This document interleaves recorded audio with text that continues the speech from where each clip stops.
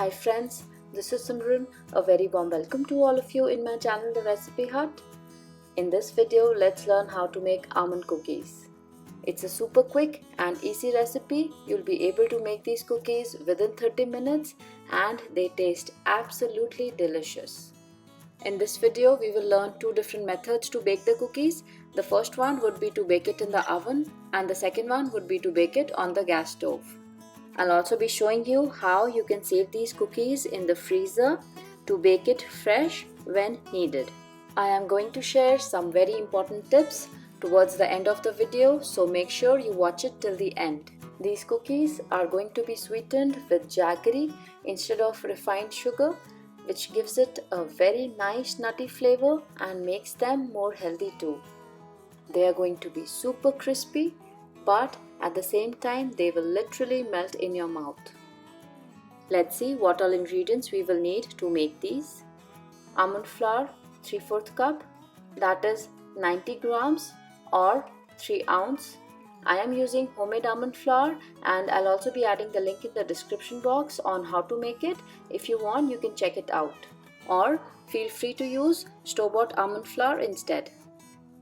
Whole wheat flour 1/4 cup, that is 40 grams or 1.4 ounce. This is the same flour that we use for our regular chapatis. Roasted gram flour, which is also known as Sattu, 1/4 cup, that is 30 grams or approximately 1 ounce. This flour is very nutritious, it's high in protein and it is a superfood. It adds a very unique flavor to the cookies. I'll be adding the link in the description box on how to make it. If you want, you can check it out. Or in place of this, you can use 1/4 cup of oats flour. Clarified butter or desi ghee 1/4 cup plus 2 tablespoons, that is 70 grams or 2.5 ounce. Powdered jaggery 1/4 cup, that is 50 grams or approximately 1.7 ounce, but you can adjust the sweetness as per your preference. To make powdered jaggery, I took whole jaggery, broke it into small pieces and then I grinded it. When you're doing this, please make sure the pieces of the jaggery are small when you add it in the blender, otherwise you'll end up with a jaggery paste instead of jaggery powder. Almonds roughly chopped, approximately 1 tablespoon. We are going to use these for garnishing the cookies, but this is optional. Baking soda 1/4 teaspoon, baking powder 1/2 teaspoon. We'll also be needing milk, approximately 1 to 2 tablespoons, but the exact quantity will depend on your flour. I'll be updating the exact measurements in the description box. If you want, you can check them out. To make the cookies, first mix all the dry ingredients: almond flour, whole wheat flour, roasted gram flour, baking soda, baking powder, and now with the help of a whisk, we'll combine everything very well. Once it is well combined, keep this mixture on the side. And now in a separate bowl, we'll be mixing the ghee and jaggery. Please make sure that the ghee you're taking should be slightly solid, and I kept my ghee in the fridge for 10 to 15 minutes to solidify it a bit, because that will help in the creaming process.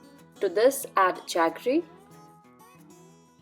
And now we are going to whisk this mixture till it becomes very light in color and it will become smooth and airy.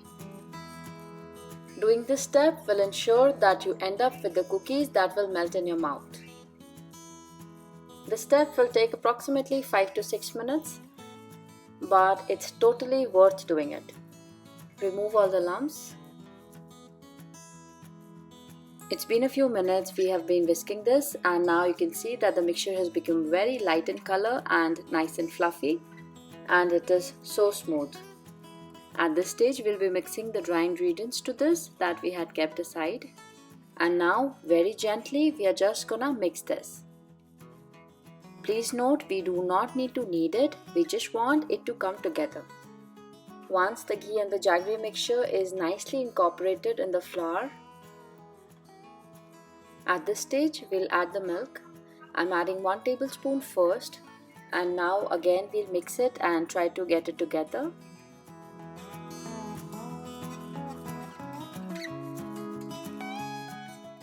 This needs a little more milk. Adding another half a tablespoon, and now once again we'll try to get it together.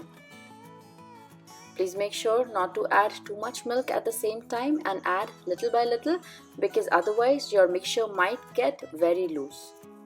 I added approximately 1.5 tablespoons of milk, but this quantity might slightly vary for you depending on the flour you use. You can see our cookie dough has come together. If you break it, it should break like this. Our dough is ready. Let's start shaping the cookies. I'm taking around a tablespoon of this mixture. Press it very gently and make it smooth from the edges.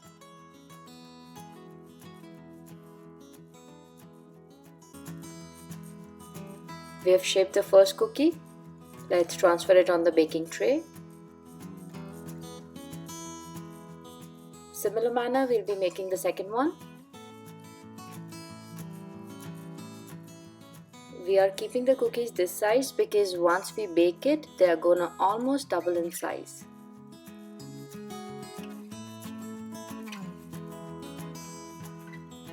Similar manner, we'll shape all the cookies. We have shaped all the cookies. This set of cookies, we'll be baking it in the oven. This set, we'll be baking it on the gas stove. These cookies, I'm going to show you how you can freeze them for later use. Garnish the cookies with some chopped almonds. And now gently press it. Similar manner, we'll be putting some almonds on these.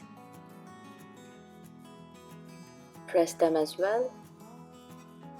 Let's garnish the ones we are planning to freeze. Press it a little. Our cookies are ready. Before baking it, we will pop it in the freezer for approximately 10 minutes. And meanwhile, we'll preheat our oven at 360 degrees Fahrenheit or 180 degrees Celsius. To bake the second set of cookies on the gas stove, I've taken a thick bottom utensil, added approximately 1.5 cups of salt in it. I'm reusing the salt that I've used previously for roasting and baking purposes. And now inside it, if you have a trivet like this, you can use it. If you don't have it, you can use a regular stainless steel bowl or a katori. That also works just fine. Place it in the center. Cover it with a lid. I'm closing this small opening with a piece of aluminium foil because I don't want the hot steam to escape. Now turn on the gas on low to medium and we need to preheat this for approximately 10 to 12 minutes. After chilling the cookies in the freezer for approximately 10 minutes, it's time to bake them. We are baking the first set of cookies in the oven at 360 degrees Fahrenheit or 180 degrees Celsius for approximately 15 minutes. But this time might slightly vary for you depending on your oven type. This is also preheated. Time to transfer the second set of cookies. Be very careful while placing the cookies because it'll be really hot. Make sure the baking pan in which you have placed the cookies should be smaller and it should not be touching the sides of the big vessel in which you are placing it in. Cover the lid and now we need to bake this on low to medium heat for approximately the same time, that is 15 minutes. After 15 minutes, if need be, you can bake it for another minute or two. The cookies that were baking in the oven are done. Let's take them out. Right now the cookies are really hot. We'll leave it for 2 to 3 minutes and let them set a bit, and then we'll go ahead and transfer them on a cooling rack. The cookies have cooled down a bit. Time to transfer them on the cooling rack. Please be very careful while doing this because the cookies are still very soft and delicate, and as they cool down they'll firm up. It's been 15 minutes since we've been baking the cookies on the gas stove, and you can see that they've started to get brown from the base. Now at this stage we'll turn off the gas and we'll let it sit for another 1 to 2 minutes and let it cook in its own heat.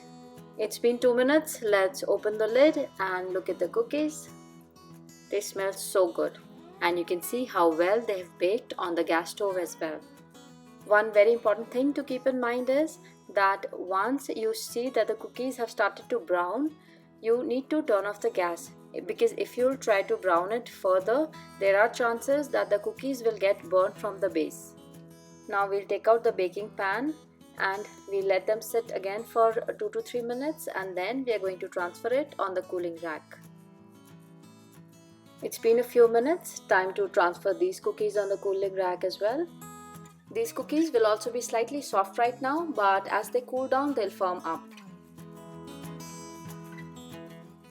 These are the cookies that we've baked in the oven, and these are the cookies we've baked on the stove top. And you can see with both the methods how beautifully our cookies have baked. It's been approximately 30 minutes. The cookies that we are planning to freeze have been chilling in the freezer and they've firmed up quite a bit. And now I'm transferring these cookies in a Ziploc bag. I'm out of the glass container, so if you have an airtight glass container, feel free to use that instead. And whenever you need to bake it, take it out from the freezer and directly put it in the baking tray and bake it. You don't need to defrost these before baking. And now we'll pop this back again in the freezer for later use. This method comes in very handy on busy days when you need a quick snack for your kids, and these cookies get ready in no time. Our cookies are ready and you need to make these to believe how tasty they are. Some very important tips to keep in mind while making these cookies are: tip number 1, do not knead the dough. You just want the dough to come together. If you try to knead it, you will end up with hard cookies. Tip number 2, do not skip the creaming process. That is when you whip the ghee and jaggery together to make it light and fluffy. This step ensures that you'll end up with melt in the mouth cookies. Tip number 3 is to chill the cookies after you've shaped it before baking, because when you chill the cookies, the fat in them solidifies, and when you bake it, it takes a longer time for it to melt. That helps the cookie to not spread too much while baking. The last tip, that is tip number 4, is do not overbake the cookies.